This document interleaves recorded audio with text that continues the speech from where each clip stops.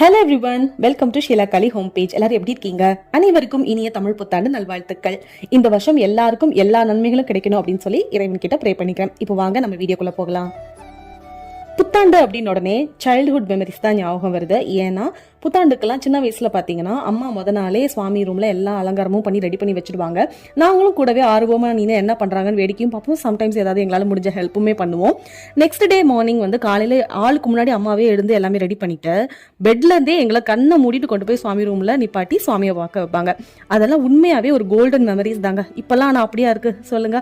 காலையில நாம தான் வந்து எந்திரிச்சு வீட்டுல உள்ளவங்களையும் நாமளே கூட்டிட்டு போய் சுவாமியை பார்க்க வைக்கணும். நாமளே முத நாளும் எல்லாத்தையும் ரெடி பண்ணியும் வைக்கணும். ஓகே, இப்போ நெக்ஸ்ட் ஆங்கில புத்தாண்டுனா என்ன பண்ணுவோம்? இந்த வருஷத்தோட குட் அண்ட் பேட்லாம் என்ன அப்படின்றதெல்லாம் டிவியில பார்த்துட்டு இருப்போம். அண்ட் வந்து மிட் நைட் 12 மணி வரைக்கும் முழிச்சிருந்து அந்த நியூ இயரை வர வைப்போம் அலாங் வித் கேக்கோட. ஆனா தமிழ் புத்தாண்டுனா அப்படி கிடையாது. தமிழ் புத்தாண்டுக்கு முக்கியமா தேவை இந்த கணிக்காணுதல் அப்படிங்கிறது தான். ஸோ சுவாமி கும்பிடுறதுக்கு தேவையான பழம், காய்கறிகள் இதெல்லாம் வந்துட்டு முத நாளே போய் வாங்கிட்டு வந்தாச்சு. முக்கணிகளான மா, பலா, வாழை இதெல்லாம் மெயினா வச்சு சாமி கும்பிடணும். புது வருஷத்துல நமக்கு எந்த தட்டுப்பாடும் கஷ்டமும் இல்லாம எல்லாமே நல்லா நிறைவா கிடைக்கணும் அப்படிங்கறதுனால நியூ இயருக்கு முத நாளே நிறைய காய், பழ வகைகள், பருப்பு வகைகள், அப்புறம் உப்பு, வெல்லம் இது எல்லாத்தையும் கண்ணாடி முன்னாடி வைக்கணும். நான் என்கிட்ட இருந்த கிருஷ்ணரை நல்லா அழகா அலங்காரம் பண்ணி பூவெல்லாம் வச்சு ரெடி பண்ணி வச்சுட்டேன். கேரளால விஷுக்கணிக்கு மெயினா இந்த எல்லோ கலர் குக்கும்பர், அதாவது மெட்ராஸ் குக்கும்பர்னு சொல்லுவாங்க, இதை கட்டாயம் வந்து வைக்கணும். அப்படியே விளக்கெல்லாம் கிளீன் பண்ணி நல்லா பொட்டு வச்சுட்டு நம்ம கிட்ட இருக்கக்கூடிய ரூபாய் நோட்டுகள், அப்புறம் காயின்ஸ், அது கூடவே நம்ம கிட்ட என்னென்ன நகையெல்லாம் இருக்கோ அதெல்லாம் வச்சு நல்லா அலங்காரம் பண்ணி வச்சுக்கணும். காலையில எழுந்தது முதல்ல கண்ணை மூடிக்கிட்டே வந்து சுவாமி முன்னாடி தான் ஃபர்ஸ்ட் நம்ம வந்து கண்ணை திறந்து பார்க்கணும். ஸோ நான் காலையில ஃபர்ஸ்ட் எழுந்ததும் சுவாமியை கும்பிட்டுட்டு அந்த டேவை ஸ்டார்ட் பண்ணேன். கோலத்தை போய் போட்டுட்டு வந்துட்டு நல்லா சுட சுட டீயை வச்சு குடிச்சாதான் அந்த டேவையே நம்மளால சமாளிக்க முடியுற மாதிரி ஒரு ஃபீல் இருக்கும். பிள்ளையாருக்கு ஃபர்ஸ்ட் அர்ச்சனை எல்லாம் பண்ணிட்டு கையோட வந்து வீட்டுல குத்து விளக்கையும் ஏற்றி வச்சாச்சு.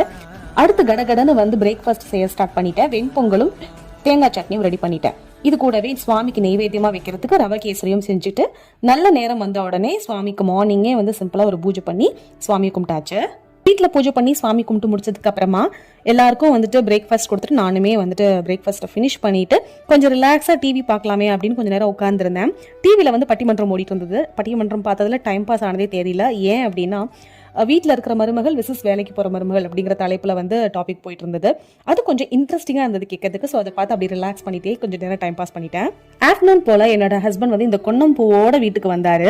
விஷுக்கணிக்கு எப்படி வந்து அந்த வெள்ளரிக்காய் வந்து ரொம்ப முக்கியம்னு சொல்லணும், அதே மாதிரி இந்த பூவும் ரொம்ப ரொம்ப முக்கியமானது.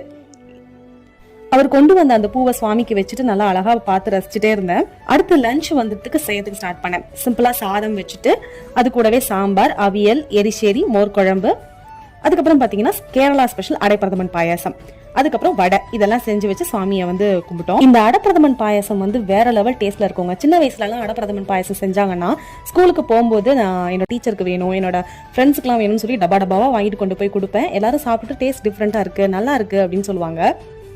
இந்த அடையை வந்து நல்லா தண்ணி ஊற்றி வேக வச்சுக்கணும். அது கூடவே வேக வச்ச ஜவ்வரிசியும் உள்ள சேர்த்து நல்லா கலந்துக்கணும். வெள்ளக்கரசலையும் சேர்த்துட்டு தேங்காய் பாலையும் சேர்த்து டேஸ்ட்டுக்கு கண்டென்ஸ்டு மில்கையும் சேர்த்து இறக்கிக்கணும். நெய்யில வறுத்த முந்திரி, திராட்சை, ஏலக்காய் இதெல்லாம் சேர்த்துக்கலாம். கொப்பரை தேங்காவை நெய்யில வறுத்து சேர்த்தோம்னா டேஸ்ட் நல்லா இருக்கும். நான் இதெல்லாம் செஞ்சுட்டு இருக்கும் போதே சைட் பை சைட் என்னோட ஹஸ்பண்ட் வந்து பாத்தீங்கன்னா வடையும் போட்டு எடுத்துட்டாரு. இவ்வளோ டேஸ்டா போட்டிருந்தாரு. ஸோ ரெடி பண்ண சாப்பாடெல்லாம் வாழை இலையில சுவாமிக்கு முன்னாடி வச்சு நல்லா படைச்சு சுவாமி நல்லா கும்பிட்டு. இது வரைக்கும் என்னோட சேனல் சப்ஸ்கிரைப் பண்ணாம இருக்கீங்க அப்படின்னா சப்ஸ்கிரைப் பண்ணி சப்போர்ட் பண்ணுங்க.